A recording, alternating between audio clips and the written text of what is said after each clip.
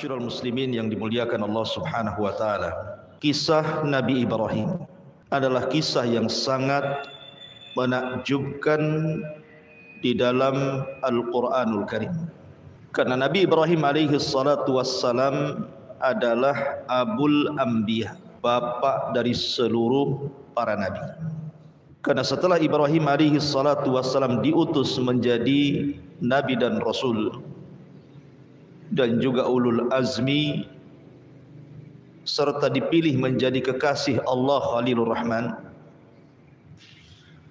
maka nabi-nabi setelahnya semuanya nasabnya kepada Ibrahim alaihi salatu wassalam. Tidak ada satupun nabi dan rasul setelah diutus Ibrahim alaihi salatu wassalam kecuali nasabnya sampai kepada Ibrahim. Dan itu dari dua jalur. Jalur pertama dari Ishak. Ishak memiliki putra namanya Yakub. Kemudian Yakub memiliki 12 putra. Dari keturunan 12 putranya disebut Bani Israel. Dan nabi-nabi Bani Israel itu bukan 1-2, ribuan. Makanya ketika Abi Dzar Al-Ghifari bertanya kepada Rasul tentang jumlah para nabi dan rasul, maka Nabi SAW menjawab bahwa jumlah nabi itu 124.000 nabi. Dalam riwayat 120.000 nabi. Dan jumlah rasul itu 315 rasul.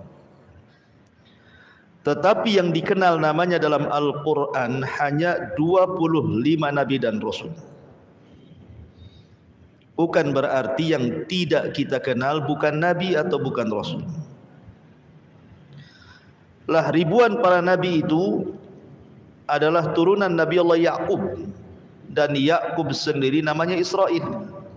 Maka turunan Yakub disebut Bani Israel. Dan Bani Israel ditutup kenabiannya dengan Isa ibnu Maryam. Ini dari jalur Ishak. Kemudian di sana ada jalur yang kedua dari jalur Ismail. Tidak ada satupun turunan Ismail yang jadi nabi kecuali satu, Nabi kita Muhammad sallallahu alaihi wasallam. Makanya Ibrahim itu disebut Abul Anbiya, bapaknya para nabi. Al-Quran menyebut nama Ibrahim itu sebanyak 69 kali. Disebutkan di dalam surah Al-Baqarah 127, 125, 130, 132, 133, 135, 136. Kemudian disebutkan dalam surah Al-Imran 95, 97. Kemudian juga di Al-Baqarah juga 257, 258, 360. Kemudian dalam surah An-Najm ayat 37, An-Nisa 54, kemudian juga Al-Ankabut 31, Al-Imran 65, As-Saffat 104, 109, kemudian surah Hud 69, Shad 45, Hud 74, dan begitu seterusnya. Intinya sebutan Ibrahim dalam Al-Quran itu sekitar 69 di semua ayat-ayat dalam Al-Quran tersebar. Menariknya adalah Ibrahim ini adalah nabi yang dicintai semua agama. Orang Yahudi mengakui Ibrahim itu nabi mereka. Orang Nasrani mengakui Ibrahim itu nabi mereka. Bahkan orang musyrik sekalipun mengakui bahwa Ibrahim adalah orang mulia mereka, termasuk orang Islam. Bahkan saking cintanya kita kepada Ibrahim, selalu kita sandingkan dengan Rasul dalam setiap tasyahud. Kalau antum salat, ada namanya salawat Ibrahimiyah. Allahumma salli ala Muhammad wa ala ali Muhammad kama sallaita ala Ibrahim wa ala ali Ibrahim. Tapi apakah pengklaiman itu benar? Al-Quran membantah. Maka kana Ibrahimu Yahudiyan wala Nasraniyan walakin kana hanifan muslima wa ma kana minal musyrikin. Ibrahim bukan seorang Yahudi, Ibrahim bukan Nasrani, tapi Ibrahim adalah orang yang lurus akidahnya dan dia seorang muslim dan bukan orang-orang musyrik. Jadi Ibrahim itu muslim. Tidak benar pengklaiman orang-orang Yahudi bahwa Ibrahim itu adalah Nabi Yahudi. Tidak juga orang Nasrani mengklaim bahwa Ibrahim adalah Nabi Nasrani. Karena Ibrahim bukan Yahudi, Ibrahim bukan Nasrani, Ibrahim juga bukan musyrik, tapi Ibrahim itu hanifan muslima. Dia seorang muslim. Makanya Allah memerintahkan kita untuk mengikuti agama Ibrahim. Fattabi millata Ibrahim. Ikutilah agama Ibrahim. Karena itu adalah agama yang dibawa Nabi sallallahu alaihi wasallam. Dia adalah Abu Tauhid, bapaknya yang menegakkan tauhid. Ma'asyiral muslimin yang dimuliakan Allah Subhanahu wa taala. Kalimat Ibrahim, apa sih makna Ibrahim itu? Karena Ibrahim itu bukan bahasa Arab. Ibrahim itu bahasa Ibrani. Ada yang mengatakan Ibrahim itu artinya Abul Umam, bapaknya umat ini. Ada yang mengatakan Ibrahim itu Abu Ar-Rahim, bapaknya Ar-Rahim yang memiliki kelembutan, karena dia orang yang pertama menjamu tamu dalam sejarah. Ada juga yang mengatakan makna Ibrahim itu artinya Abu Ar-Rafi, bapa yang maha tinggi. Kita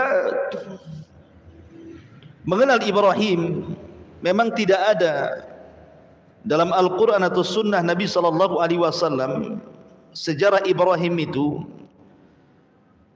kapan waktunya, bagaimana beliau besarnya, itu tidak dijelaskan. Tapi kita akan coba merunut Al-Quranul Karim dengan berusaha untuk mengambil petikan-petikan tafsir. Coba kita runut bagaimana kisahnya Ibrahim biar menjadi sebuah kisah, biar enak gitu ya. Ma'asyiral muslimin yang dimuliakan Allah Subhanahu wa taala. Ibrahim ini memiliki ayah dalam Al-Qur'an namanya Azar. Sebagaimana disebutkan dalam surah Al-An'am, wa idz qala Ibrahimu li abihi Azar. Ketika Ibrahim berkata kepada ayahnya Azar. Quran menyebutnya bahwa ayah Ibrahim itu namanya Azar. Tapi dalam Taurat, nama Ibrahim, bapa Ibrahim itu namanya Tarah. Berbeda kalau Quran mengatakan Azar, kalau orang-orang Yahudi menyebutnya Tarah. Dan ada juga yang berusaha untuk menggabung bahwa nama ayahnya Azar, lakabnya Tarah. Tapi yang jelas kita ini punya kitab sendiri Al-Quran, maka kita memilih pendapat yang ada dalam Al-Quran. Nama Ibrahim itu adalah Azar. Azar sendiri punya 3 putra. Pertama Ibrahim, yang kedua Nahur, dan yang ketiga Haran. Haran inilah ayahanda Nabi Lut. Jadi Lut itu keponakan Ibrahim. Adapun istrinya Sarah bintu Haran, sama-sama Lut bin Haran, Sarah bintu Haran. Tentu Haran di sini berbeda. Kalau Lut itu putra daripada Haran yang merupakan saudara kandung Ibrahim, berarti jatuhnya keponakan Lut itu. Tapi kalau Sarah itu, dia adalah saudara Azar. Bapaknya itu saudara Azar. Berarti Ibrahim dengan Sarah itu sepupu. Bisa dipahami ya? Jadi Sarah istri Ibrahim itu sepupunya Ibrahim. Kalau Nabi Lut keponakannya Ibrahim. Lah Nabi Allah Ibrahim alaihi salatu wassalam dibesarkan, bahkan dilahirkan di Irak, di Babil. Dan Babil saat itu dipimpin oleh seorang raja zalim namanya Namrud. Al-Imam Mujahid beliau mengatakan bahwa di dunia ini ada 4 raja yang pernah menguasai hampir sebagian dunia. Ingat, ini raja dunia ya, bukan seperti Firaun raja Mesir saja, bukan. Kalau Firaun itu bukan raja dunia, dia Mesir saja. Jadi 4 raja ini hampir menguasai dunia. 2 mukmin, 2 kafir. Adapun yang mukmin kata Imam Mujahid, pertama adalah Nabi Allah Sulaiman. Kekuasaannya hampir menyeluruh dunia. Kemudian yang kedua Dzulqarnain yang disebut dalam surah Al-Kahfi. Ini mukmin. Yang 2 kafir. Siapa yang kafir? Yang pertama Namrud, yang nanti kita akan kisahkan juga. Kemudian yang kedua Bukhtun Nasr, yang pernah membumi hanguskan Palestina dan membantai orang-orang Yahudi di zaman itu. Lah Ibrahim ini hidup di zaman Namrud. Dan kalau antum mendengar kisah Namrud, dialah manusia yang pertama kali bekerja sama dengan syaitan, dengan iblis. Dan dia yang membunuh bapaknya. Jadi bapaknya dibunuh oleh Namrud karena kerjasama dengan iblis untuk mengambil kekuasaannya. Jadilah Namrud raja dunia dan tidak pernah dikalahkan. Karena dalam riwayat Ismailiyat itu, Israiliyat, Namrud ini orang yang pertama kali mempelajari sihir kepada iblis. Walaupun ini perselisihan panjang para ulama, karena Al-Quran menyebutnya ada kisah Harut Marut. Tentu panjang lagi kisahnya dan banyak perselisihan ulama di sini. Ma'asyiral muslimin yang dimuliakan Allah Subhanahu wa taala. La Ibrahim dilahirkan di Babil, di Irak. Dan kala itu kaumnya adalah para penyembah berhala.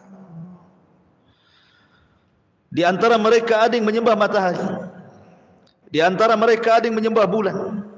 Di antara mereka ada yang menyembah bintang-bintang. Di antara mereka ada yang menyembah patung-patung dan berhala. Bahkan di antara mereka ada yang menyembah Namrud, menyembah Raja Namrud. Jadi memang Ibrahim dilahirkan di tengah-tengah kesyirikan, ya, dan itu untuk tantangan Ibrahim. Akan tetapi ma'asyiral muslimin yang dimuliakan Allah Subhanahu wa taala, Nabi Allah Ibrahim ini walaupun dia terlahir di tengah-tengah umat yang berbagai macam sesembahannya, tapi Allah memberikan fitrah kepada Nabi, kepada nabinya. Ibrahim dari kecil tidak pernah menyembah berhala. Padahal bapaknya pembuat berhala, penjual berhala, penyembah berhala. Tapi Ibrahim tidak pernah sama sekali menyembah berhala. Sama dengan Nabi tidak pernah menyembah berhala, supaya tidak ada cacat. Di kemudian hari setelah dia jadi Nabi, kemudian ada kritikan, dulu kau juga menyembah berhala kan begitu ya. Ibrahim tidak nyembah berhala. Bahkan satu riwayat, Azar ini kan pembuat patung. Dan patung yang dijualnya itu, dibuatnya itu untuk dijual dan untuk disembah kaumnya. Jadi Azar itu kalau sudah membuat patung, maka disuruhnya anak-anaknya yang 3 orang ini untuk menjual ke pasar. Haran dan juga Nahur itu kalau jualan patung laris mereka. Kalau Ibrahim tidak pernah satu patung pun ada yang beli, karena cara jualnya begini. Kalau Ibrahim menawarkan patung itu, ishtaru man la yadurrukum wa la yanfa'ukum. Belilah patung ini yang tidak bisa mendatangkan manfaat dan tidak bisa mencegah madarat. Kira-kira ada yang beli? Itu bahasa jualannya Ibrahim itu. Yang ada yang belilah, bahasa yang seperti itu. Belilah patung ini, tapi patung ini tidak memberikan manfaat kepada kalian dan tidak memberi madarat kepada kalian. Bahkan terkadang patungnya dibawa ke sungai, suruh minum.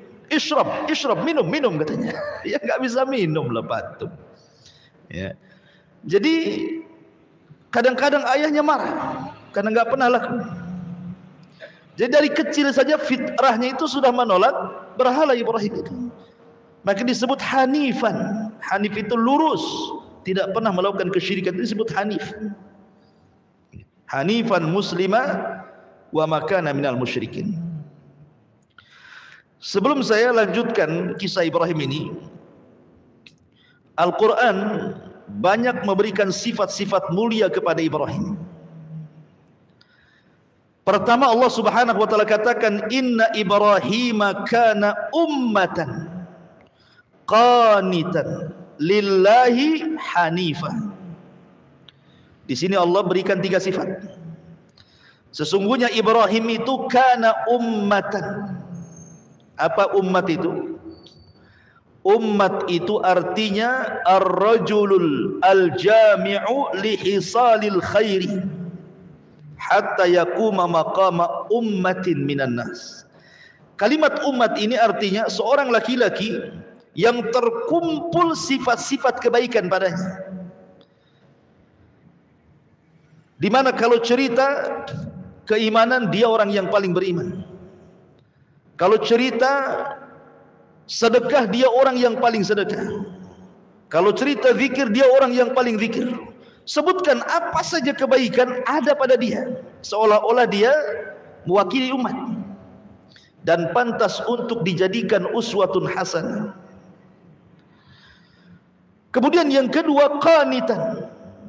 Qanit itu artinya luzumut ta'ah, orang yang terus di atas ketaatan. Makanya nanti kita kalau menceritakan Ibrahim dari kecil sampai tua, semua cerita ibadah, semua cerita dakwah, karena dia luzumut ta'ah, di atas ketaatan. Hanifan artinya lurus, tidak pernah melakukan kesyirikan. Kemudian Allah Subhanahu wa taala mensifati Ibrahim dalam Al-Qur'an syakiran li an'ummi, hamba yang senantiasa bersyukur akan nikmat Allah Subhanahu wa taala. Kemudian Al-Qur'an juga mensifati dengan al-hilmu. Inna Ibrahim lahalimun awwabun munib. Ibrahim itu lahalim, orangnya lembut. Nanti kita lihat bagaimana dakwah dia ke orang tuanya, sangat lembut sekali, patut ditiru. Ya. Dan itu modal untuk berdakwah, kelembutan. Kemudian sakha, orangnya dermawan. Bayangkan Ibrahim itu punya peternakan unta. Untuk apa? Untuk dijual? Bukan. Ibrahim itu diberikan kekayaan oleh Allah Azza wa Jalla, dan dia punya peternakan unta. Peternakan unta itu hanya untuk menjamu tamu. Jadi kalau ada tamu, sembelih 1 unta. Ada tamu, sembelih 1 unta. Ada tamu, sembelih 1 unta. Hanya itu saja, hanya untuk menghormati tamu. Makanya orang yang pertama kali menghormati tamu Ibrahim. Kita mah nggak pernah kalau ada tamu, aqua gelas. Tamu aqua gelas. Tamu aqua gelas. Nggak pernah nyembelih ayam antum. Lihat Ibrahim ini sampai punya peternakan unta hanya untuk menjamu tamu saja. Luar biasa. Kemudian orangnya sabar. Sabar sekali. Hartanya untuk menjamu tamu, badannya dilemparkan ke api, anaknya disuruh disembelih. Sabar Ibrahim itu orangnya. Kemudian riayatu li ahli. Dia senantiasa memperhatikan keluarganya. Sesibuk apapun Ibrahim berdakwah kepada kaumnya, tidak pernah melupakan keluarganya.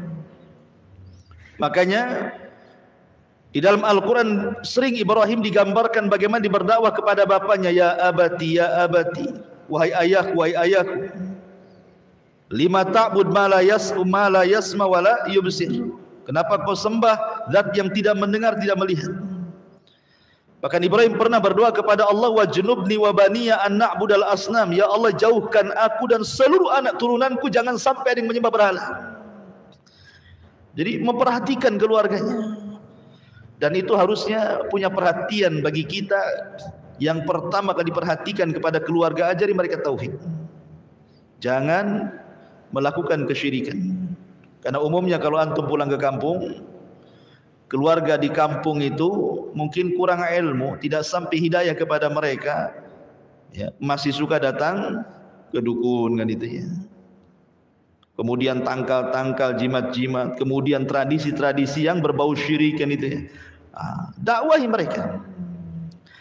Kemudian juga Ibrahim itu syuja'ah, punya keberanian.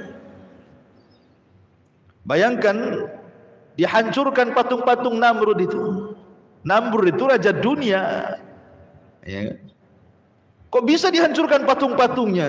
Kan kalau nggak berani nggak akan mampu tuh. Dia masuk ke daerah khusus di istana, tempat Namrud nyembah berhalanya, dihancurkan berhalanya. Kalau nggak punya keberanian nggak akan bisa. Ya, nanti kita jelaskan dan kita kisahkan.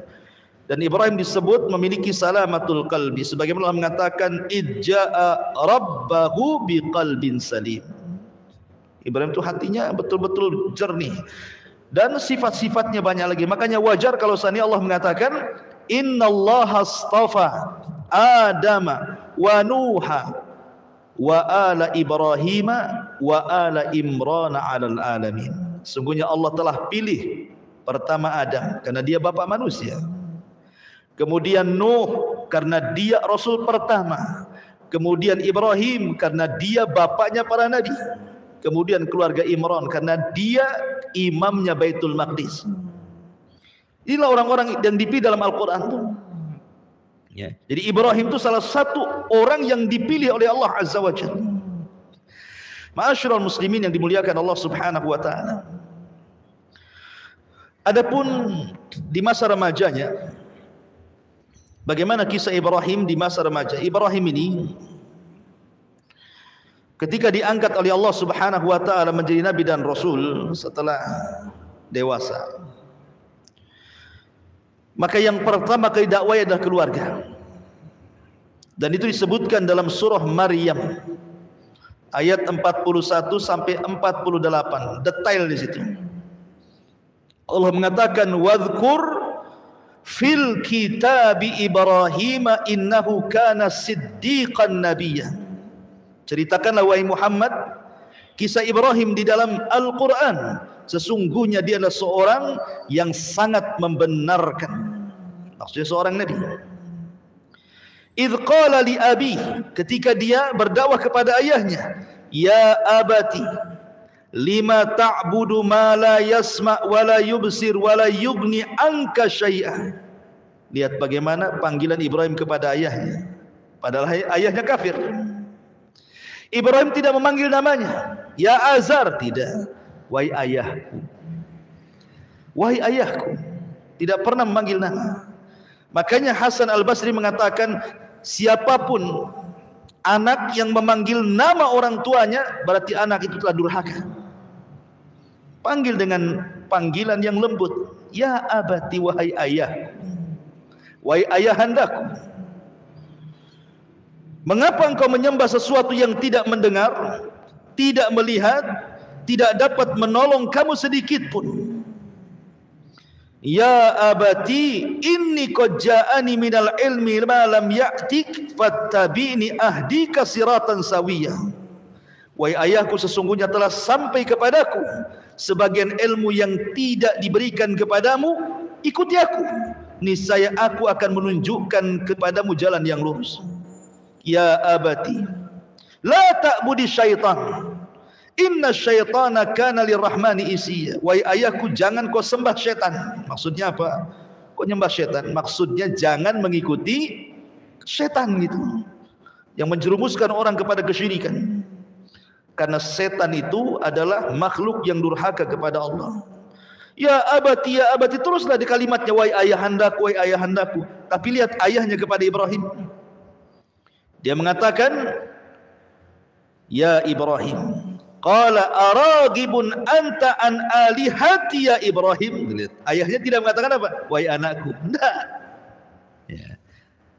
Dia mengatakan, wahai Ibrahim, bencikah kau kepada Tuhan-Tuhanku? Azar tidak mengatakan, wahai anakku, bencikah kau kepada Tuhan-Tuhanku? Tidak. Tapi menyebut namanya. Menunjukkan orang kafir itu keras hatinya, tidak punya kelembutan. Orang kafir itu keras hatinya. Makanya tidak menyebut wahai anakku kan itu. Harusnya kan Ibrahim sudah, bagaimana dia lembutnya kepada ayahnya kan, wahai ayahku. Ayahnya tidak mengatakan wahai anakku, tidak. Hei Ibrahim. Beda. Berarti ini sudah kasar ayahnya. Tapi Ibrahim tetap lembut. Ya. Bahkan ketika ayahnya mengatakan, la illam tantahi la arjumannaka wahjurni maliya. Kata bapaknya, hai Ibrahim, kalau seandainya kau tidak berhenti dari dakwahmu, pasti engkau akan kurajam. Kemudian aku akan tinggalkan dirimu, pergi kau selama-lamanya. Diusir, bahkan diancam raja. Tapi Ibrahim tetap lembut kepada ayahnya. Qala salamun alayka sa'astaghfiru laka rabbi innahu kana bi khafiyya. Ibrahim mengatakan, semoga keselamatan dilimpahkan kepadamu wahai ayahku. Aku akan tetap memohonkan ampun bagimu kepada Tuhanku, sesungguhnya dia sangat baik kepadaku. Walaupun ayahnya keras hati, Ibrahim tetap lembut. Harusnya seperti itu seorang anak kepada orang tua. Terkadang antum diuji oleh orang tua yang memang awam kan itu ya, tidak punya pendidikan agama. Terkadang ngomong itu kasar. Yang diceritakan dunia saja. Nggak ngirim duit marah dia. Kan itu ya. Dimakinya anaknya, dikutuknya anaknya kan itu ya. Tak jarang orang tua seperti itu. Tetapi ayat ini mengajarkan kita selaku anak yang sudah dapat hidayah, tidak boleh kita ini kasar dengan orang tua. Tetap kita lembut. Lihat Ibrahim. Ayahnya mengatakan ya Ibrahim, dia tetap mengatakan wahai ayah.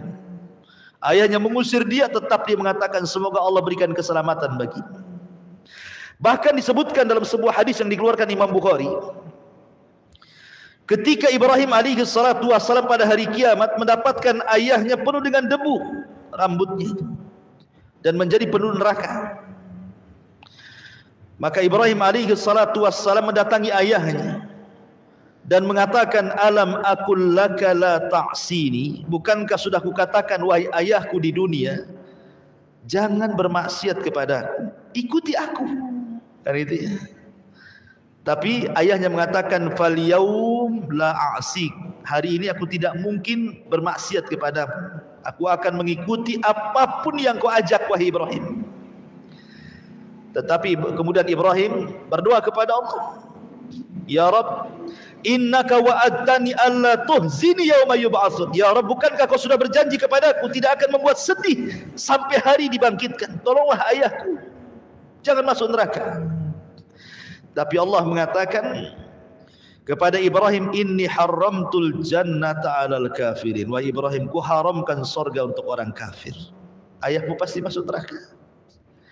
Tapi lihat sampai kelembutan Ibrahim ketika nanti pada hari kiamat meminta kepada Allah agar ayah jangan dimasukkan ke neraka kan. Begitulah kelembutan Ibrahim dalam berdakwah gitu maksudnya. Luar biasa. Ya. Ma'asyiral muslimin yang dimuliakan, setelah dia berdakwah kepada keluarga, di sini tidak sebutkan kepada ibunya karena tidak ada kisahnya, semua kepada ayahnya. Kemudian mulailah Ibrahim berdakwah kepada seusianya, kepada teman-teman duduknya. Karena antum pasti punya teman-teman duduk gitu ya, di warung kopi di mana kan adalah ya. Mulailah Ibrahim itu datang ke mereka, mulai berdakwah. Dan itu disebutkan dalam surah Al-An'am, wa kadzalika nuriya Ibrahim malakutas samawati wal ard waliyakuna minal muqinin. Dan demikianlah kami memperlihatkan kepada Ibrahim kekuasaan yang kami tunjukkan di langit dan di bumi, dan agar dia termasuk orang-orang yang yakin. Ketika datang malam, Ibrahim kumpul dengan kawan-kawannya, khusus para penyembah bintang. Datang dia ngobrol, ya kan? Kemudian setelah melihat bintang, kata Ibrahim, hadza rabbi. Oh, boleh jadi bintang itu Tuhan kita. Wah, senang kawan-kawannya. Seolah-olah Ibrahim pro dengan mereka, gitu ya, mengakui ketuhanannya. Karena selama ini mereka tahu Ibrahim itu keras orangnya. Oh, Ibrahim sudah mengakui bahwa bintang Tuhan kita. Terus Ibrahim ngobrol sampai pagi. Tiba-tiba bintangnya hilang. Apa kata Ibrahim? Qala la uhibbul afilin. Aku tidak suka Tuhan yang suka tenggelam, suka muncul, katanya. Kok Tuhan kadang-kadang tenggelam, kadang-kadang muncul? Ini Tuhan apa, katanya? Enggak jadi, kecewa lah kawan-kawannya ini. Ya. Kemudian besoknya dia datang lagi ke orang-orang seusia dia, khusus para penyembah matahari, para penyembah bulan. Ngomong gitu juga. Ketika melihat bulan, oh jangan-jangan itu Tuhan kita semua. Ini umat yang nyembah bulan senang. Oh, Ibrahim sudah tobat, mengakui bulan itu Tuhan kita, katanya. Terus Ibrahim ngobrol sampai pagi. Tiba-tiba bulannya hilang juga. Apa kata Ibrahim? Falamma afala qala la in lam yahdini rabbi la akunanna minal qaumidz zalim. Aku tidak suka lah Tuhan ini kadang muncul, kadang tenggelam. Sungguh jika Tuhanku tidak memberikan petunjuk kepadaku, niscaya aku termasuk orang-orang sesat. Sama juga bulan dengan bintang, muncul lagi tenggelam lagi, muncul lagi tenggelam lagi. Tuhan apa ini, katanya. Kemudian setelah itu Ibrahim datang kepada umat khusus para penyembah matahari. Kemudian setelah melihat matahari, dia sedang ngobrol-ngobrol dengan para penyembah matahari. Dia mengatakan, hadza rabbi hadza akbar. Oh, mungkin ini Tuhan yang benar, lebih besar dibandingkan matahari, bulan dan juga bintang. Ini lebih besar, jangan-jangan ini Tuhan kita. Oh, senang para penyembah matahari itu. Rupanya Ibrahim terus ngobrol sampai sore. Matahari pun tenggelam. Gimana Tuhan ini semuanya muncul tenggelam katanya. Maka Ibrahim mengatakan, qala ya qaumi inni bari'um mimma tusyriku. Wahai kaumku, aku berlepas diri dari kalian, dari kesyirikan yang kalian lakukan. Aku tidak akan nyembah Tuhan yang kalian sembah. Ibrahim seperti ini bukan berarti Ibrahim sedang cari Tuhan. Ibrahim ini konteksnya sedang berdakwah. Dia tahu Tuhannya Allah, tapi dia ingin berhujah kepada orang-orang yang menyembah bintang, menyembah bulan dan menyembah matahari, bahwa yang kalian sembah itu tidak benar, gitu maksudnya. Makanya Ibrahim masuk ke wilayah mereka, masuk ke wilayah sini, masuk ke wilayah sini, maksudnya kan, seolah-olah Ibrahim itu bagian dari mereka, untuk berhujah kepada mereka bahwa bintang, bulan, matahari itu bukan Tuhan.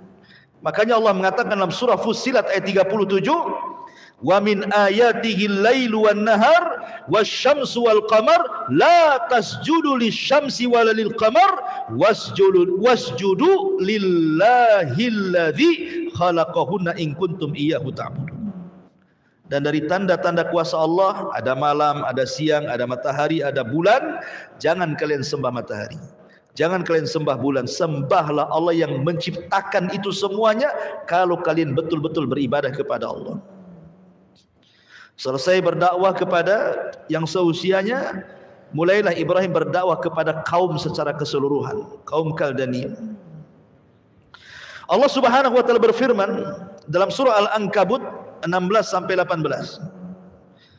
Wa Ibrahim idh qala liqaumihi u'budullaha wattaquh dzalikum khairul lakum in kuntum ta'lamun innama ta'buduna min dunillah awthanan wa takhluquna ifkan innal ladzina ta'buduna min dunillah la yamlikuna lakum rizqan fabtaghu indallahi rizq wa'buduhu washkuru lahu ilaihi turja'un wa in tukadzibu faqad kadzdzaba umamum min qablikum wa ma 'alar rasuli illal balagul mubin. Dan ingatlah ketika Ibrahim berkata kepada kaumnya, sembahlah Allah, bertakwalah kalian kepada Allah, yang demikian itu lebih baik bagi kalian. Jika kamu mengetahui sesungguhnya yang kamu sembah selain daripada Allah itu hanyalah berhala-berhala, batu-batu, pohon-pohon saja, dan kamu membuat kebohongan seolah-olah mereka Tuhan. Sesungguhnya apa yang kalian sembah selain Allah itu tidak mampu memberikan rizki kepadamu. Maka mintalah rizki kepada Allah, sembahlah Dia, bersyukurlah kepada Allah, hanya kepadanya kamu akan dikembalikan. Ibrahim mengatakan, Tuhan yang kalian sembah itu loh nggak dapat rizki. Bahkan disebutkan dalam ayat, seandainya nih ada lalat mengambil satu butir nasi sesajen untuk berhala, berhala itu tidak akan sanggup mengambilnya. Satu butir nasi yang diambil lalat kemudian pergi, berhala tidak akan bisa merebutnya. Nggak percaya, coba aja. Antum kasih sesajen untuk berhala itu, ambil satu nasi, antum pergi, dikejar nggak antum? Kalau dikejar hati-hati antum. Iya. Ma'asyiral muslimin yang dimuliakan Allah Azza wa Jalla, Ibrahim pakai logika itu, berdakwah dengan logika dia kan. Tuhan mulu enggak ada manfaatnya, enggak ada madarat, enggak mendatangkan madarat juga. Enggak bisa mendatangkan rizki, ngapain disembah? Ma'asyiral muslimin yang dimuliakan Allah Subhanahu wa taala. Kemudian setelah Ibrahim berdakwah kepada ayahnya, kepada seusianya, kemudian kepada kaumnya secara keseluruhan, mulailah Ibrahim berdakwah kepada Namrud, kepada raja. Ingat, dalam syariat kita afdalul jihad kalimatul haq inda sultanil jair. Seutama-utama jihad itu kalimat yang anda lontarkan dari kalimat kebenaran kepada pemerintah yang zalim, kepada penguasa yang zalim. Karena kalau kita menyampaikan kebenaran kepada penguasa yang zalim itu risikonya besar. Bisa ditangkap, dipenjara, dibunuh, kan gitu ya. Tetapi tentu dengan cara yang bijak.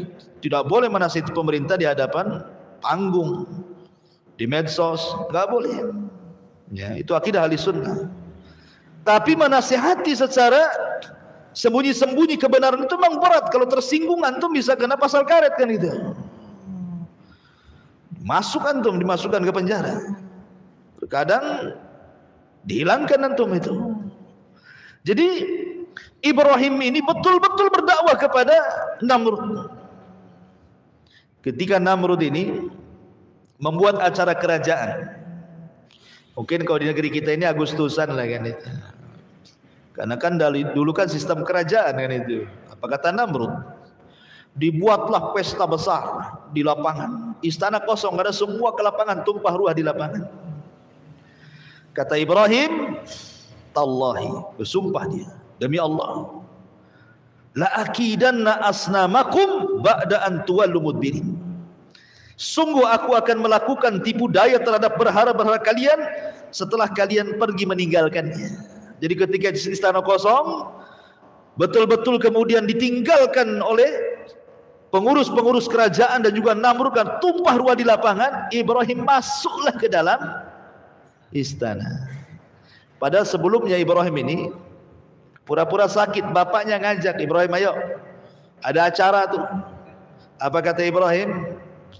Saya sedang sakit pak, katanya. Inni maridtu, saya sedang sakit. Padahal Ibrahim sehat. Ini dusta pertama Ibrahim. Ibrahim itu pernah berdusta 3 kali. Sebab itulah dia tidak bisa berikan syafaat, karena dusta 3 kali ini. Tapi dusta bukan dusta kayak kita. Kalau dusta kayak kita beda gitu. Antum jualan, itu antum dusta di situ. Ini dustanya untuk dakwah. Maka kata ayahnya, ayo pergi. Kata Ibrahim, dah aku lagi sakit. Akhirnya pergi, tahu-tahu sembuh. Masuklah dia ke dalam istana. Faja'alahum judzadan illa kabiran lahum. Maka Ibrahim menghancurkan semua berhala dalam ruangan itu, kecuali satu patung yang besar. Dibiarkan tidak dihancurkan. Kemudian palunya diletakkan di lehernya. Ibrahim keluar. Ya, zaman itu kan nggak ada CCTV masalahnya, kan nggak tahu siapa yang melakukan, ya kan? Namrud ketika selesai ulang tahun, masuk dia ke ruangan tempat berhalanya, kaget tidak kepalang, bagaimana semua berhalanya hancur kecuali satu. Kata Namrud, siapa yang melakukan ini?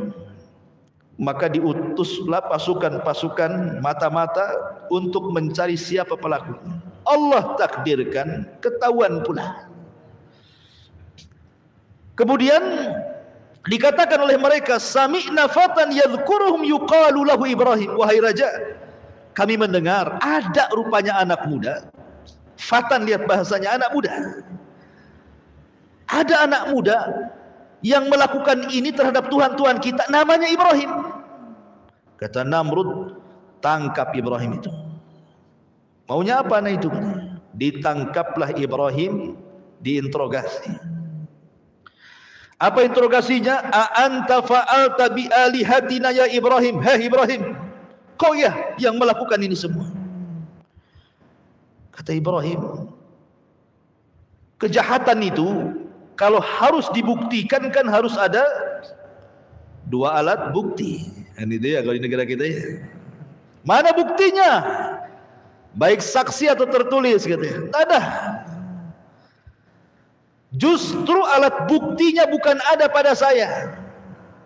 Kemudian menunjuk kepada patung. Sebenarnya yang melakukan bukan saya, itu loh yang melakukan. Lihat jarinya 1, 2, 3, 4 ngarah sama dia, jempolnya ngarah sama patung. Itu loh. Ini namanya tauriah. Ya. Jadi Ibrahim mengatakan no, yang sana no, gitu maksudnya ya. Padahal ini jari nunjuk ke dia kan, tapi jempolnya nunjuk. Kenapa demikian tauriahnya? Karena kalau antum megang palu, kalau antum pegang palu pakai jempol saja tidak akan kuat. Ya kan? Tapi kalau antum pegang palu dengan 4 jari pasti kuat. Itu kan, paham ya? Sebenarnya yang melakukan itu ini loh, jari-jari 4 ini. Ya. Tapi jempolnya ditunjukkan ke patung. Gitu maksudnya. Itulah patungnya. Buktinya, alat buktinya ada di situ. Tuh palunya gantung di situ gitu maksudnya. Sebenarnya Ibrahim itu bukan hendak menghancurkan patung. Buat apa dihancurkan coba? Bapaknya pembuat patung, nanti dibuat lagi, dihancurkan lagi, dibuat lagi, sampai kapan? Bukan itu maksud Ibrahim itu. Ibrahim itu ingin membuka otaknya Namrud dan orang-orang yang menyembah berhala. Kalau hanya sekedar menghancurkan patung, besok dibuat lagi, dihancurkan, dibuat lagi, sampai kapan kan itu? Bukan itu tujuan Ibrahim, bukan. Ibrahim itu ingin membuka akal mereka bahwa itu bukan sesembahan yang hak yang kalian sembah. Makanya lihat, perhatikan. Kemudian mereka mengatakan, ketika mereka mengatakan, farajau ila anfusihim faqalu annakum antumuz zalimun summa nukisu ala ru'usihim laqad alimta ma haula'i yantikun. Lihat bahasa mereka. Maka mereka kembali kepada diri-diri mereka. Ketika Ibrahim menunjuk bahwa yang melakukan itu patung yang besar itu, maka mereka kembali kepada diri mereka sendiri, mulai sadar. Lalu mereka berkata kepada sesama mereka, sesungguhnya kamulah yang mendolimi diri-diri sendiri. Kemudian mereka menuduhkan kepada menundukkan kepala, lalu berkata, hei Ibrahim, pasti kamu tahu bahwa berhala-berhala itu tidak mungkin bicara. Kamu ngomong yang salah itu yang besar sana, kata kaumnya. Ya tidak mungkin lah saya nanya dia, gitu maksudnya bahasanya. Masa saya nanya dia, kamu sudah tahu dia nggak bisa bicara katanya. Itu kan sebenarnya dari situ bantahan bagaimana? Loh kalau sudah tidak bisa bicara ngapain disembah gitu maksudnya. Akhirnya qala Ibrahim mengatakan, afata'buduna min dunillahi ma la yanfa'ukum syai'an wa la yadurrukum. Uffil lakum wa lima ta'buduna min dunillahi afala ta'qilun. Kata Ibrahim, mengapa kamu menyembah sesuatu selain Allah yang tidak dapat memberi manfaat sedikit pun ataupun mendatangkan madarat? Celaka kalian. Dan apa yang kalian sembah selain daripada Allah, mana akal kalian? Kata Ibrahim. Ketika hujah mereka kalah, maka mereka tidak bisa berhujah kecuali dengan cara lain. Mereka tidak bisa berhujah lagi di hadapan Ibrahim. Ketika mereka tidak bisa hujah, apa kata mereka? Qalu harriquhu wansuru alihatakum in kuntum fa'ilin. Maka serentak orang-orang mengatakan, bakar saja Ibrahim itu, bantu Tuhan-Tuhan kalian katanya, kalau kalian betul-betul membela Tuhan kalian katanya. Akhirnya kemudian Ibrahim pun diadili dan diputus harus dibakar. Akhirnya semua manusia dikumpulkan dalam satu lapangan, dan Raja Namrud meminta semua pasukan mencari kayu bakar. Bahkan setiap satu rumah harus membawa kayu bakar. Bayangkan setiap rumah membawa kayu bakar. Setinggi apa tuh kayu bakarnya itu? Satu kota Batam setiap rumah bawa kayu bakar, taruh di Engku Putri sana itu. Enggak muat Engku Putri itu, kan itu ya. Dibakar sampai tinggi sekali tuh. Ibrahim belum dimasukkan supaya orang melihat. Beginilah orang yang kurang ajar kepada Namrud bernasib sama dengan Ibrahim. Dibuatlah manjanik itu ketepel besar gini, gitu ya. Jadi boleh ketepel taruh sini Ibrahimnya, lempar gitu. Dibuatnya ketepel, taruh di sini Ibrahim, kemudian disaksikan oleh orang banyak, dilempar betul-betul ke dalam lautan api itu. Di tengah antara ketepel dan api itu datang malaikat. Malaikat menawarkan pertolongannya. Jibril, Mikail, semua. Bahkan Mikail menawarkan hujan biar padam tuh api itu. Tapi Ibrahim alaihi salatu wassalam mengajarkan tawakal yang kuat dan mengatakan, amma ilaika fala wa amma ilallahi fabala. Kata Ibrahim, adapun saya harus meminta pertolongan kepada kalian, oh tidak. Tapi kalau kalian suruh meminta pertolongan kepada Allah, ya. Maka Ibrahim mengatakan, hasbunallah wa ni'mal wakil, ni'mal maula wa ni'man nasir. Cukuplah Allah penolong. Ketika Ibrahim masuk ke dalam api, semua binatang datang meniup supaya padam, kecuali satu binatang, tokek pula datang niup-niup supaya gede. Si tokek ini. Semua binatang itu niup supaya padam, si tokek ini niup supaya besar. Makanya Nabi SAW memerintahkan untuk membunuh wazak. Ya tokek dan sejenisnya lah ya, cicak, tokek, bahkan berpahala tuh. Sekali pukul mati pahalanya besar. Ya, 2 kali pukul kurang pahalanya. 3 kali pukul kurang. Dipukul-pukul gak mati-mati. Berarti cicak-cicakan itu. La haula wala quwwata illa billah. Makanya kenapa cicak itu sunahkan dibunuh? Apakah kemudian cicak sekarang ini menerima kesalahan tokek di zaman Nabi Ibrahim? Gara-gara tokek moyang saya gitu. Saya yang kena imbasnya dibunuh. Nggak ada kaitan. Ya, memang itu perintah. Ya. Ketika Nabi SAW memerintahkan sesuatu untuk dibunuh, berarti memang ada madaratnya. Seperti kenapa Rasul memerintahkan untuk membunuh tikus. Memang tikus itu fawasik, binatang fasik, suka nyuri. Ya. Kalau jengking, ular suruh dibunuh, karena memang binatang yang membahayakan. Ini ular pula dirawat sama orang. Kan ada tuh orang lawat ular yang gede-gede itu, tidur pula sama ular dia. Banyak kejadian lah orang rawat ular, dipatuk ular pula dia mati. Ya. Dulu ada perempuan tuh nari ular. Kena patuk mati dia. Gitu ya. Jadi memang suruh dibunuh kok malah dirawat pula.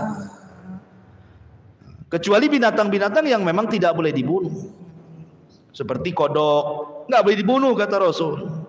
Karena kodok ini salah satunya adalah dia untuk membunuh hama-hama padi. Kalau dibunuh, padinya banyak ini kan.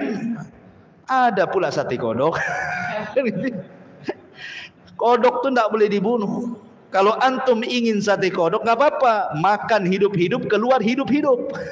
Nggak bisa kan? Nggak boleh dibunuh kodok itu. Biarkan dia hidup, dilarang. Tawon nggak boleh dibunuh. Saya pernah ke Banyuwangi, suruh makan. Sekali, Pak, makan Pak. Ini apa ini? Sayur tawon. Nggak jadi saya. Kok sayur tawon? Rupanya orang itu di sayur asam tawon itu. La haula wala quwwata illa billah. Nggak boleh tawon dibunuh. Ya, jadi ada binatang-binatang yang boleh dibunuh, ada binatang-binatang yang tidak boleh dibunuh. Ketika Rasul mengatakan bahwa wazak itu dibunuh, ya kita bunuh. Apa alasannya? Ya, yang jelas setiap binatang yang dibunuh pasti ada madaratnya. Tidak perlu kita katakan karena ini warisan moyang tokek dulu, enggak. Itu ya, kasihan lah tokek-tokek sekarang. Gara-gara moyang tokeknya saya pula yang kena imbasnya kan. Ma'asyiral muslimin yang dimuliakan Allah Subhanahu wa taala. Intinya bahwa Ibrahim masuk ke dalam api. Maka Allah Subhanahu wa taala mengatakan dalam Al-Qur'an, "Qulna ya naru kuni bardan wa salaman ala Ibrahim." Maka ketika Ibrahim masuk ke dalam api, Allah berfirman, "Wahai api." Jadi Allah memerintahkan api, ya api makhluk Allah. Allah sudah berhak memerintahkan makhluknya. Wahai api, jadilah kau dingin. Coba bayangkan kalau ayat sampai di sini titik, bahaya. Satu api dunia bisa dingin, orang nggak bisa ngopi. Seandainya ayat ini sampai di sini saja, wahai api dingin kau, dingin semua. Ya, bukannya kalau kita ini ngerebus apa namanya, ngerebus air, bukan mendidih beku dia, kan gitu ya. Tapi ayat ini tidak sampai di sini. Ayat ini lanjut, bukan hanya bardan saja, wasalaman. Selamatkan. Sebab kalau hanya dingin, Ibrahim bisa mati kedinginan. Makanya Allah mengatakan wasalaman, dan juga selamatkan. Siapa? Ala Ibrahim. Berarti dinginnya api itu khusus untuk Ibrahim, bukan untuk yang lainnya. Berarti tetap panas api itu. Dan jangan pula antum baca ayat ini kemudian antum masukkan telunjuk ke kompor. Qul ya naru kuni bardan wa salaman. Terbakarlah antum.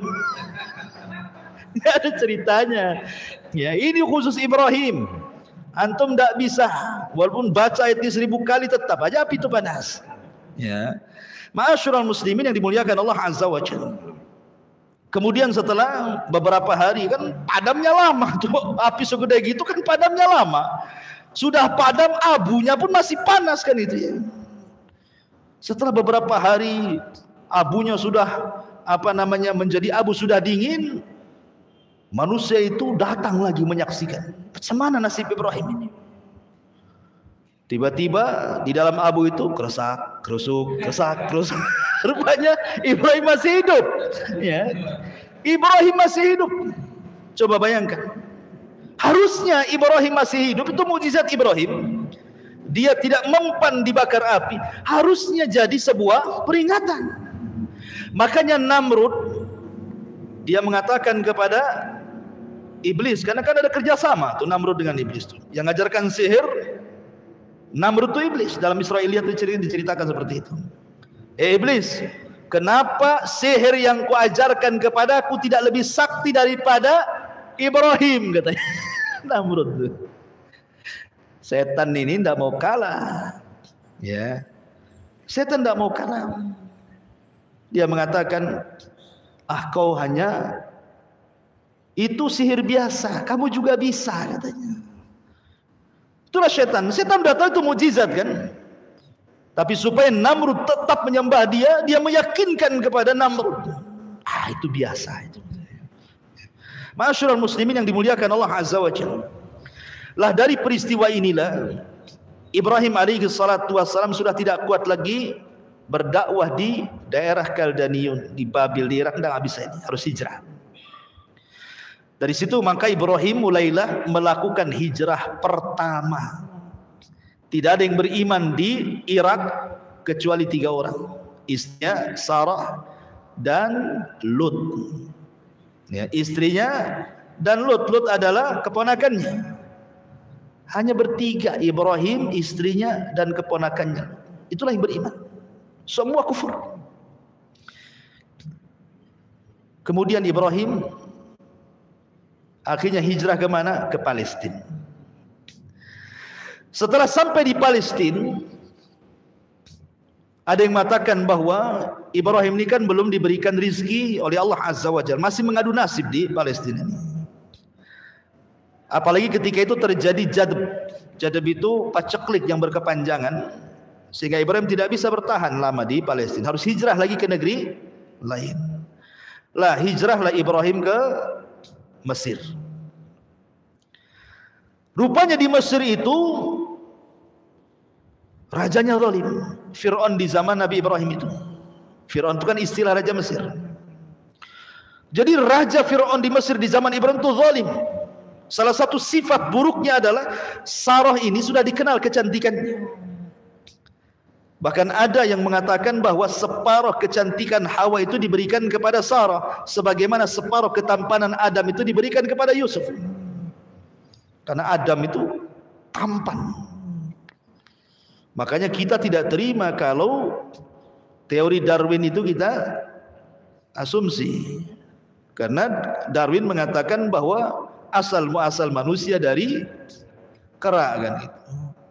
Kera cakep apa ganteng? Jelek lah kera pula. Enggak apa-apa Darwin saja yang jelek. Kita orang Islam turunan Adam. Adam tuh cakep, separuh kecakapannya diberikan kepada Yusuf saja. Wanita-wanita bisa ngiris-ngiris jari itu dengan pisaunya. Lah ketika kemudian Ibrahim sampai di Mesir, Ibrahim mengatakan karena raja ini tabiatnya jelek, dia kalau melihat istri orang cantik gak terima, pasti dibunuh suaminya, diambil istrinya. Ya. Makanya Ibrahim berbohong kedua kali. Tadi yang pertama berbohong di ibunya, di bapaknya, ngajak keluar bilang sakit. Yang kedua berbohong di raja, ketika mengatakan tuh patung itu yang nakal, aku ndak nakal katanya. Nah ini yang berbohong ketiga nih. Ngomong sama istrinya, raja ini, kalau kau tahu kau istriku, kau akan ditangkap. Katakan kau saudariku. Tauriah juga maksudnya bukan saudari di sini, saudari beneran, maksudnya saudari seagama gitu maksudnya. Tapi katakan kau saudariku, dan jangan kau katakan aku suamimu. Katakan aku ini saudaramu. Tapi karena Sarah ini cantik memang, datanglah prajurit-prajurit raja ini, nggak peduli walau ngaku saudari-saudara, kalau cantik diambil. Kan gitu ya. Diambil akhirnya Sarah ini. Dibawa ke istana. Ibrahim hanya bisa terdiam dan melakukan sholat. Nah, ini pentingnya. Kata Rasul, kalau ada masalah, sholat. Ibrahim lagi pusing dari istrinya diculik sama raja, sholat dia. Wasta'inu bis sabri wassalah. Kita pertolongan dengan sabar dan salat. Datangkanlah Sarah ke hadapan raja. Namanya orang cantik. Ya raja sudah tidak sabar lagi. Ketika raja ini hendak menjamah Siti Sarah ini, sebutkan dalam sebuah hadis bahwa Sarah berdoa kepada Allah Azza wa Jalla. Dalam doanya Sarah mengatakan, ya Allah, lindungi aku, tahanlah kezalimannya kepadaku. Tiba-tiba ketika raja hendak mendekati Sarah, kayak orang setruk, tidak bisa digerakkan tangannya. Kemudian raja mengatakan, berdoalah kau kepada Allah agar tanganku tidak seperti ini. Akhirnya Sarah berdoa, dibalikin lagi tangannya, sehat lagi. Setelah sehat, mau lagi dia. Itulah kadang-kadang maksiat kan. Ya, kadang-kadang kita udah tobat nggak mau lagi. Balik lagi ke maksiat itu, kan gitu ya. Itulah setan tuh. Ya. Mau jamah lagi, Sarah berdoa lagi, setruk lagi dia. Sampai 3 kali raja ini ketakutan.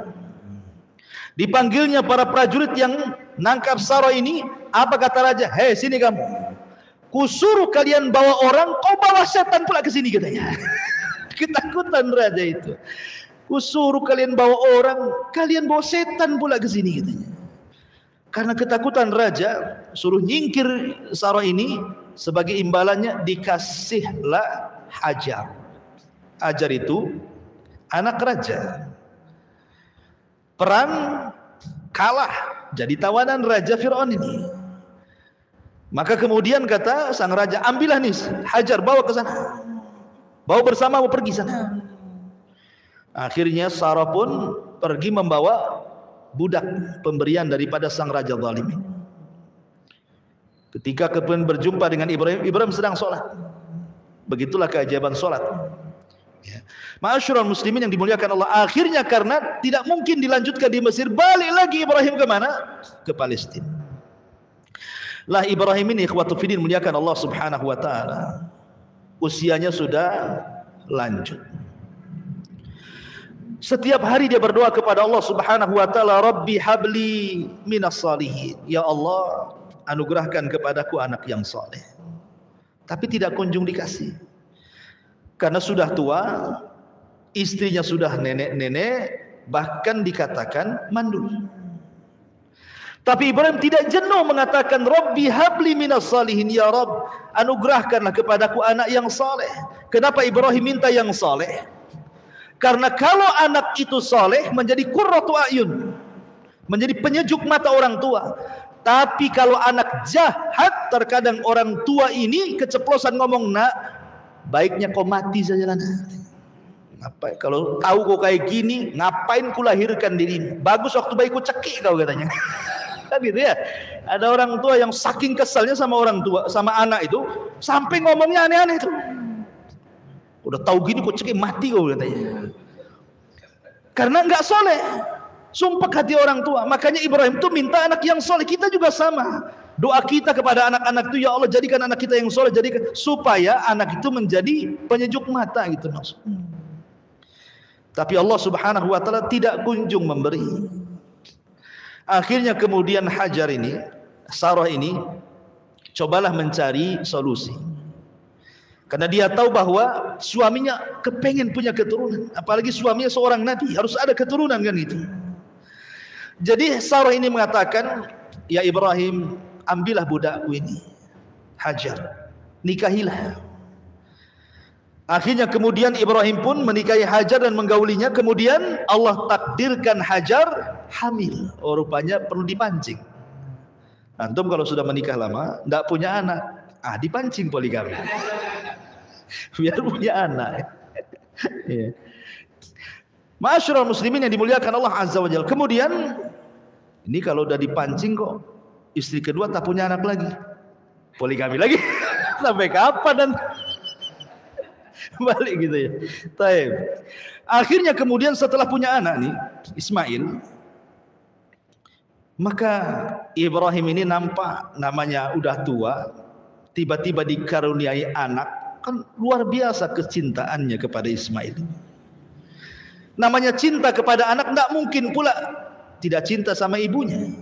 Tentu ya cinta juga sama ibunya. Inilah yang membuat cemburu Sarah. Tetapi Allah Subhanahu wa taala apabila menghendaki sesuatu pasti menghidupkan sebabnya kan. Memang harus ada sebabnya. Hajar ini harus pindah dari situ. Kan tidak mungkin langsung, ayo Hajar kita berangkat ke Mekah, kan enggak gitu. Harus dibuat sebabnya dulu, skenarionya dulu kan. Jadi Sarah ini mulai cemburu karena Ibrahim ini selalu mendekati Ismail. Otomatis yang mendekati Ismail dekati ibunya juga lah kan gitu. Jadi terkadang Sarah itu mencari-cari Ibrahim ke sana kemari, nggak ada. Oh, pasti dia sama Sarah. Saking cemburunya akhirnya dia memanggil Hajar. Kemudian oleh Sarah, Hajar itu bajunya diikat tali, kemudian ujung talinya diikat batu. Jadi kalau kemana-mana kan batu ini diseret-seret kan tahu tuh Mungkin kalau bahasa sekarang ini dikasih GPS lah. Cuman kan pakai batu GPS. Jadi tahu nih, ini ada bekas jalan batu nih. Oh, di situ kan, itu maksudnya. Saking cemburunya tuh. Begitulah orang dulu. Sama juga, antum kok cemburu sama antum, hati-hati, handphone antum ada GPS-nya tuh. Bang di mana bang? Batu Haji. Nagoya kata. Masalah ini. Masyarul muslimin yang dimuliakan Allah Azza wa Jalla. Kemudian akhirnya Allah Subhanahu wa taala merintahkan Ibrahim untuk memisah Hajar dan Sarah. Di sinilah mulai hikmah kenapa terjadi seperti ini. Kemudian Allah mengarahkan agar Ibrahim membawa Hajar dan juga Ismail bayi untuk pergi ke Mekah. Mekah itu bukan kayak sekarang mentereng, tidak. Mekah itu disebutkan dalam Al-Quran biwadin ghairi di zar'in inda baitikal muharram. Kau bawa Hajar ke sebuah lembah yang isinya hanya batu, padang pasir, tidak ada pohon, tidak ada tanaman, tidak ada makanan, tidak ada minuman, bahkan tidak ada orang. Jadi penghuninya cuma satu, dia ajalah Hajar itu sama bayinya Ismail. Dibawalah Ibrahim, bahkan dari Palestina ke Mekah ini jauh. Kalau zaman dulu naik unta itu 1 bulan perjalanan tuh. Dan di situ ada syarat. Ibrahim hanya meletakkan gitu saja dan tidak boleh tinggal walaupun beberapa hari. Letak pulang. Bayangkan, diletakkan langsung pulang. Ketika pulang ada syarat lagi, tidak boleh nengok ke belakang, tidak boleh menjawab panggilan, pergi gitu saja. Coba perasaan Hajar digituin. Kalau wanita zaman sekarang, cerai aja bang lah, kan itu kan bahasa kita ya. Apain nggak ada perasaan nih suami nih katanya. Ya kan, kalau dibuat kayak gitu tuh. Karena wanita-wanita di zaman sekarang ini, antum sudah kasih semuanya saja dibilang antum tidak punya perasaan, ya kan? Antum sudah kasih rumah, bulanan antum kasih, jajan antum kasih, anak pun antum kasih. Salah sedikit dibilang apa? Memang abang nggak punya perasaan. Itu ya kan, istrinya nggak berakal itu. Ya. Jadi ketika betul-betul diletakkan di gurun itu, Ibrahim bilang pergi. Ya Hajar, lalu di perempuan dia memanggil suaminya. Ya Ibrahim, ilaina tadhhab. Ibrahim mau pergi kemana? Kau tinggalkan kami di sini. Tapi Ibrahim kan sudah dibilang sama Allah, jangan nengok ke belakang, jangan jawab pertanyaan, pergi saja dia. Seolah-olah tidak punya salah kan gitu ya. Tapi itu perintah Allah. Hajar ini paham, yang namanya dia suami seorang Nabi, seorang Rasul, paham bahwa ini bukan kehendak suaminya. Dia tahu tabiat suaminya nggak kayak gitu. Pasti ini adalah perintah Allah ini. Ketika Hajar paham ini perintah Allah, apa kata Hajar? Kalau memang ini perintah Allah, idhab ya Ibrahim, falan yudhayyi'unallah, kata dia. Pergi sana, aku yakin Allah tidak mungkin menyia-nyiakan aku di sini. Tawakalnya patut kita acungkan jempol. Tidak ada orang tawakal setawakal Hajar. Ditinggalkan di lembah, tidak ada orang, tidak ada tanaman, tidak ada tumbuhan, tidak ada makanan, tidak ada minuman. Antum saja safar ke Tanjung Pinang, hilang dompet, apa enggak stres antum? Udah kayak kiamat tuh kan. Hilang tawakalnya. Baru dompet tuh yang hilang. Padahal dompetnya itu cuman isinya 200.000. Iya Ustaz, itu 200.000. ATM tuh ratusan ribu. Masyarul muslimin yang dimuliakan Allah Azza wa Jalla. Akhirnya Ibrahim pun pergi. Setelah Ibrahim jauh dan Sarah tidak bisa memandang dia lagi, baru Ibrahim berhenti. Baru Ibrahim menghadap Sarah dan anak yang ditinggalkan. Disitulah Ibrahim berdoa. Ya, sebutkan dalam surah Al-Imran, panjang itu doanya. Ya Allah, jadikanlah negeri ini penuh dengan berkah, rizki yang banyak, macam-macam keamanan banyak. Antum baca surah Al-Imran. Ya. Kemudian Ibrahim pergi ke Palestina. Ini Hajar ini dengan Ismail hanya bawa bekal cukup 2-3 hari saja. Habis itu habis. Nggak ada makan lagi, nggak ada minuman lagi. Ketika sudah 2 atau 3 hari, Ismail ini menangis karena haus, namanya bayi. Dan seorang ibu yang menyusui pun harus dia minum, harus ada nutrisinya kan masuk, supaya air susunya keluar kan itu. Terpaksalah dia mencari air. Lari dia ke bukit Sofa. Ada bukit Sofa. Dilihatlah dari bukit Sofa ke bawah. Kan orang kalau cari air kan cari ketinggian. Ya kan? Naik ke atas bukit tengok ada air enggak? Oh, rupanya ada bayang-bayang Fata Morgana di arah Marwah. Akhirnya dia lari ke Marwah. Nengok lagi ke arah Sofa. Bolak-balik sampai 7 kali putaran. Makanya jadi syariat sa'i dalam umrah atau dalam haji. Ketika ke-7 kalinya dia mendengar Ismail menangis, khawatir, maka dia langsung mendekati. Rupanya Jibril sudah berdiri di kakinya Ismail. Kemudian Jibril menendangkan kaki kecil yang Ismail ini ke tanah. Ketika ditendangkan ke tanah, keluar air. Saking senangnya nih Hajar ini melihat ada air muncrat dari tanah, langsung dia membuat bendungan. Zam. Nah, jadilah air itu Zam-Zam. Zam-Zam itu membendung artinya. Ambil tanah satu, jadi bendungan. Zam. Nah, jadi Zam-Zam lah sekarang. Ya. Sampai sekarang air itu jadi air Zam-Zam. Ma'asyiral muslimin yang dimuliakan Allah Azza wa Jalla. Setelah kemudian ada air, kemudian bisa minum di situ, bayinya bisa minum, enggak ada makanan. Enggak mungkin minum terus. Harus makan juga orang. Karena sudah nampak air, datang burung.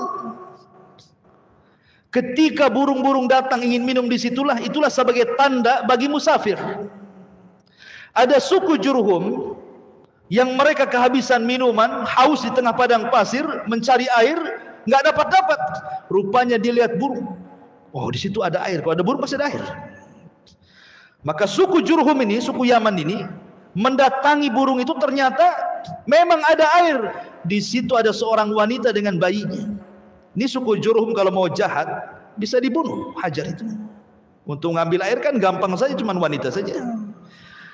Tapi suku Jurhum itu ada dari kabilah Yaman. Dan Rasul mengatakan untuk ahli Yaman, ahlul Yaman itu araqul qulub, lembut hatinya orang Yaman itu. Ya. Makanya kemudian akhirnya minta baik-baik.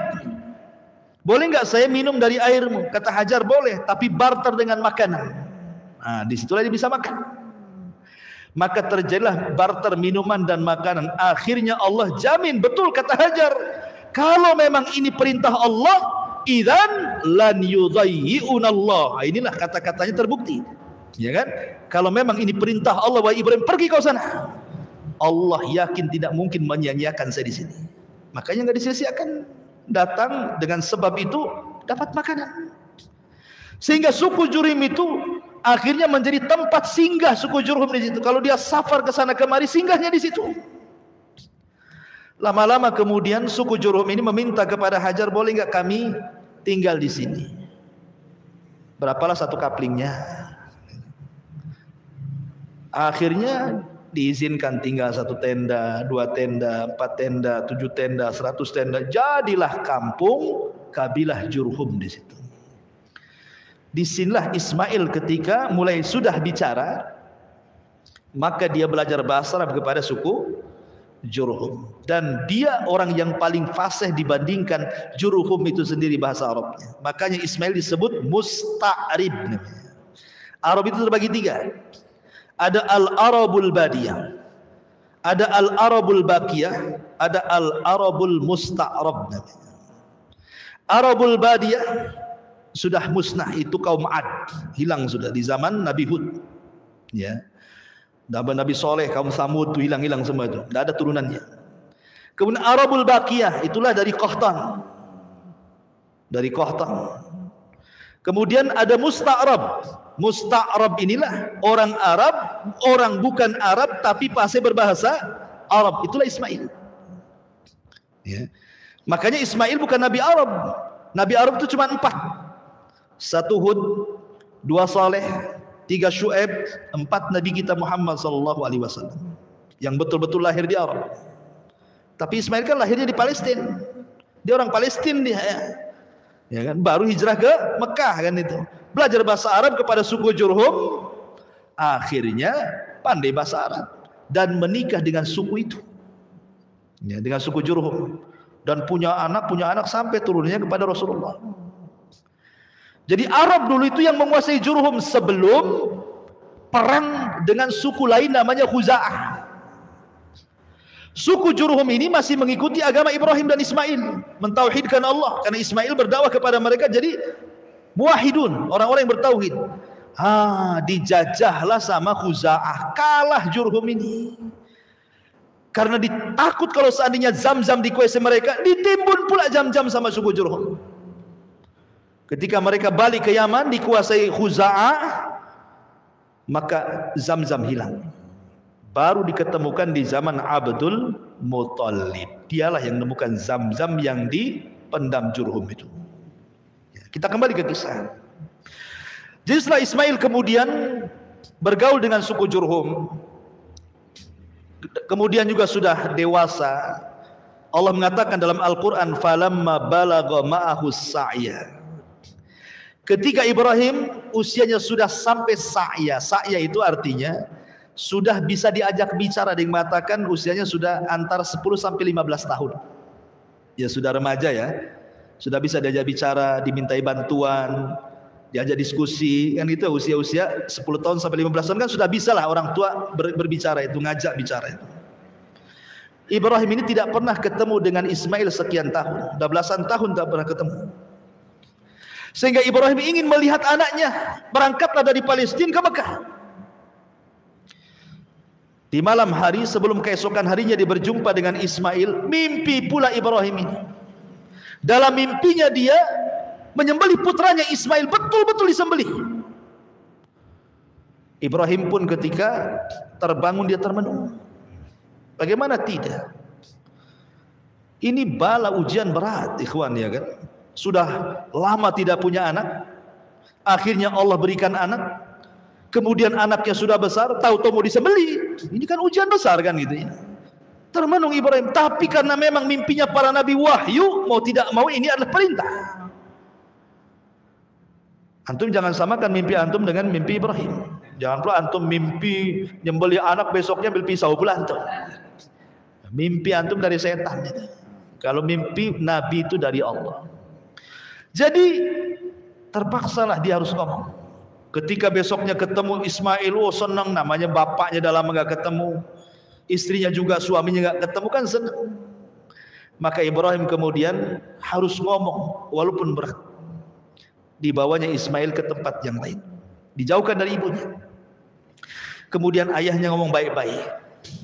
Dia mengatakan, qala ya bunai, inni ara fil manami anni azbahuka fanzur madza tara. Wahai anakku, bapakmu semalam tidur bermimpi. Dalam mimpi bapakmu menyembelih dirimu, fanzur madza tara. Bagaimana pendapatmu? Lihat, seorang bapak tidak boleh diktator sama anak. Kan ada tuh orang bapak kalau anaknya salah aja udah main tampar, main maki, main awas kau ya. Oh, udah main awas kau aja tuh. Ya. Tapi diajak ngomong baik-baik. Harusnya seperti itu seorang bapak pada anak. Diajak ngomong baik-baik anaknya, diajak diskusi. Ya, libatkan diskusi. Menurut adik gimana ya bagusnya? Padahal jelas-jelas kalau dia berpendapat pun tidak bermutu ya pendapatnya. Tapi untuk ngajari dia berpendapat, apa salahnya? Kalau nak, menurut kamu gimana? Nggak apa-apa. Seperti Ibrahim ini ngajak diskusi kan? Fangdur madzatar. Menurutmu gimana nih? Tapi Ismail ini anak dari Hajar yang tawakalnya kuat, anak daripada Ibrahim yang Khalilur Rahman. Dia tidak bercanda, tidak ngasih muqaddimah. Dia langsung mengatakan, ya abatif alma tu'mar satajiduni insyaallahu minas sabirin. Oh, mantap di jawabannya. Wahai bapak, lakukan saja. Kalau ini perintah Allah, lakukan saja. Insya Allah engkau akan dapati aku termasuk anak yang sabar. Lihat bahasanya. Ismail tidak mengatakan if'al ma turid, lakukan apa yang kau mau wahai ayahku. Tapi bahasanya if'al ma tu'mar, lakukan yang diperintahkan. Sebab kalau bahasanya lakukan apa yang kau mau, berarti bukan perintah Allah, ini kemauan bapaknya. Tetapi ketika bahasanya tu'mar, ini perintah, berarti tahu Ismail ini perintah Allah, bukan kemauan bapaknya. Dan lebih hebatnya lagi, Ismail mengatakan insya Allah. Insya Allah ini seolah-olah Ismail ingin mengatakan, wahai ayahku, kalau aku redho untuk disembelih, kau juga redho untuk menyembelih, Allah pun redho aku disembelih, pasti kau dapati aku termasuk anak yang sabar. Tapi seandainya aku redho disembelih, kau juga redho siap menyembelih, tapi Allah tidak redho, ini tidak akan menjadi anak yang sabar. Makanya bahasanya insyaallahu minas sabirin. Ya, itulah bahasa Quran luar biasa tuh. Jika Allah berkehendak, kan itu ya, pasti kau akan dapati termasuk hamba Allah yang sabar. Ismail tidak pernah dia menyekat kalimat itu. Maksudnya tidak ada kata-kata mukadimah. Pak, itu kan mimpi. Enggak lah kan, enggak ngomong gitu kan. Pikirkan, anakmu satu-satunya. Kan enggak ada kan kalimat itu. Anakmu tuh si mata wayang. Kau mau bunuh bantai aku juga. Kan itu. Nanti kau tak punya anak lagi gitu. Tak ada. Ismail ngomong langsung, tegas, jelas.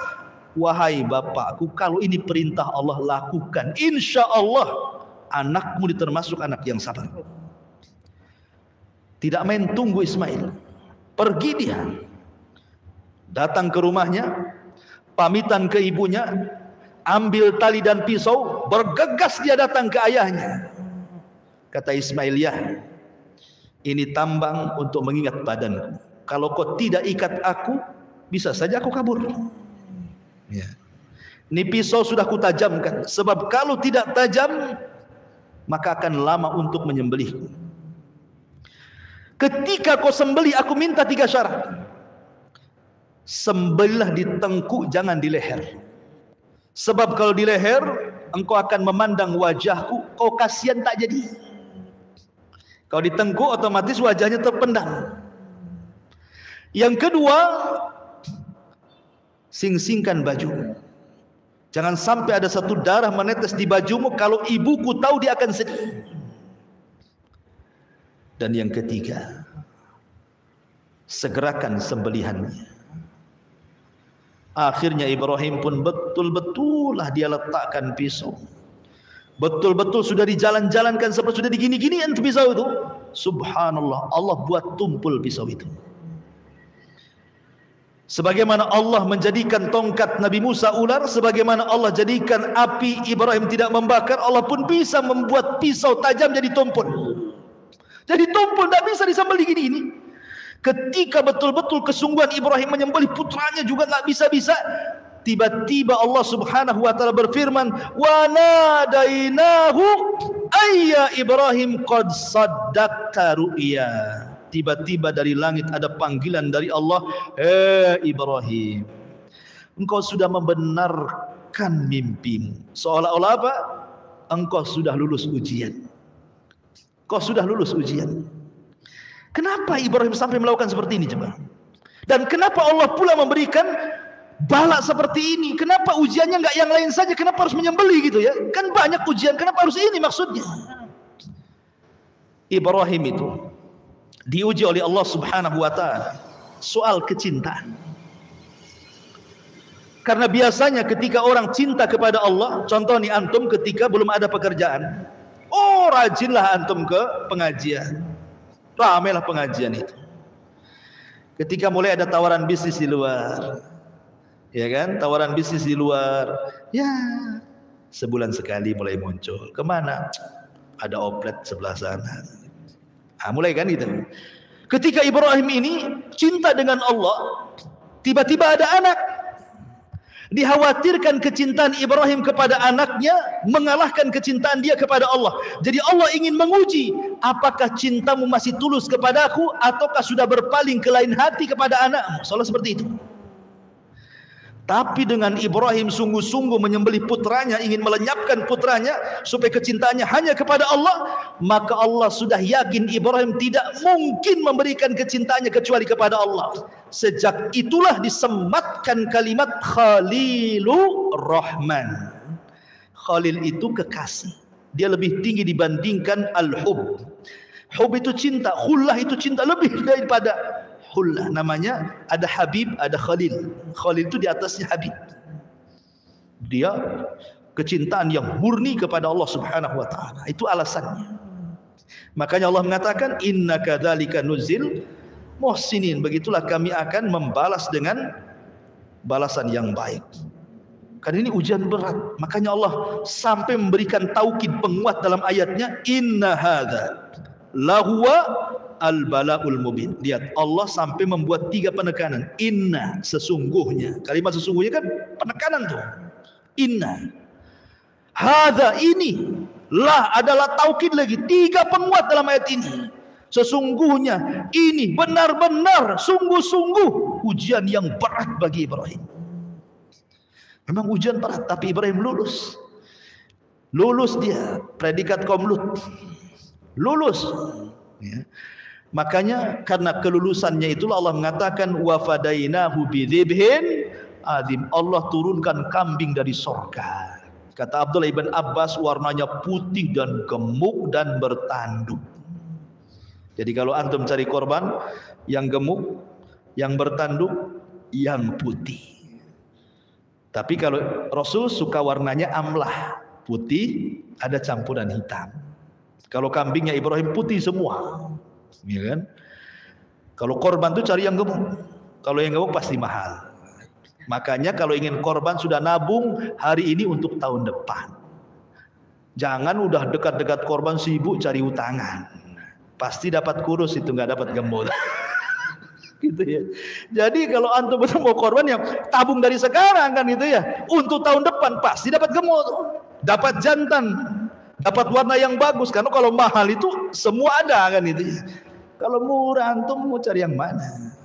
Kadang-kadang udah jelas-jelas bawa 5 juta, ada pula harga 3 juta, yang 2 juta dimasukkan lagi. Udah ini aja katanya, murah katanya.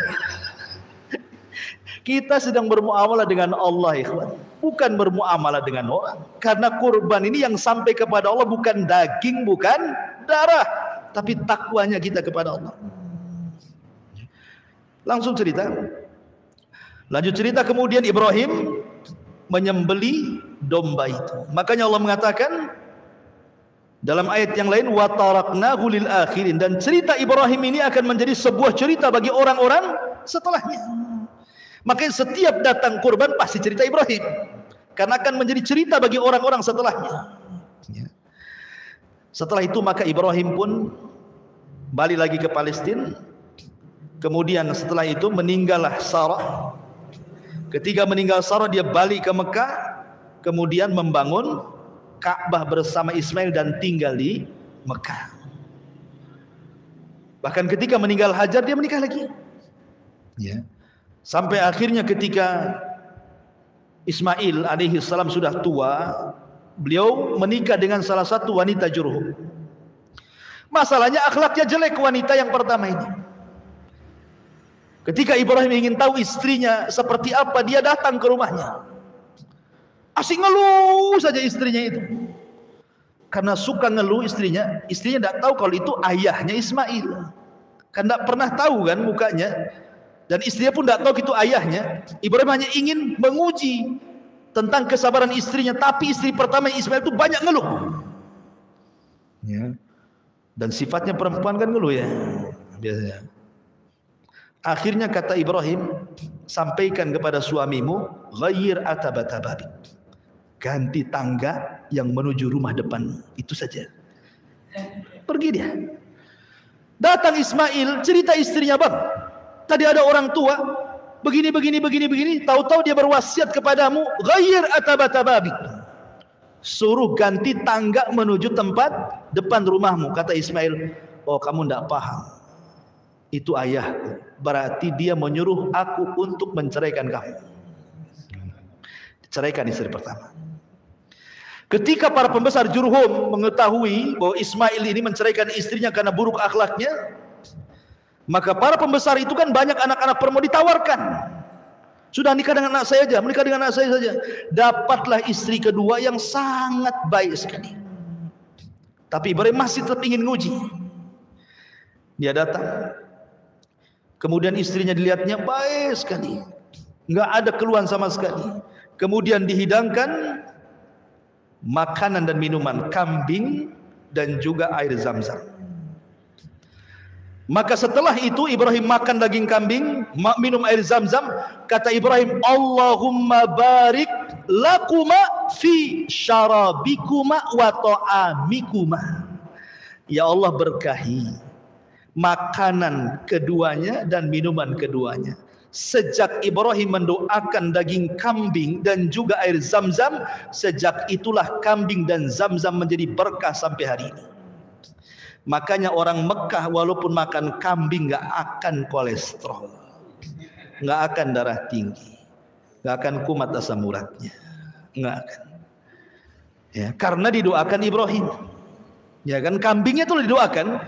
Makanya dulu zaman Nabi kambing itu makanan pokok. Makanya sampai sekarang orang Arab itu makan kambing pagi, siang, sore, malam. Nggak kayak kita. Walaupun 1 bulan ya tetap aja kayak gitu. Coba antum beli kambing di Tamiang, pagi antum kambing, siang antum kambing, malam antum kambing, sebulan saja mungkin antum yang diantar ke Tamiang. Beli kambing di Tamiang, antum pula diantar ke Tamiang, ke kuburan Tamiang sana. Ini bahaya ikhwan. Ya. Jadi itulah bedanya kambing sana berkah. Lah Ibrahim mendoakan makanan yang ada di Mekah, Rasul mendoakan makanan yang ada di Madinah. Madinah dulu makanan pokoknya kurma. Maka Rasul mendoakan keberkahan 2 kali lipat makanan Madinah dibandingkan Mekah. Makanya kurma Madinah itu kurma yang luar biasa, disebut dengan ajwa. Semua kurma Madinah disebut ajwa, kan dapat doa Nabi. Siapa yang makan 7 butir ajwa di pagi hari nggak akan kena sihir, nggak akan racun sampai sore hari, kan begitu. Jadi sama-sama didoakan. Kalau makan Mekah didoakan Ibrahim, makanan Bali didoakan Rasulullah. Itulah diantara sejarah singkat Nabiullah Ibrahim alaihi salatu wassalam.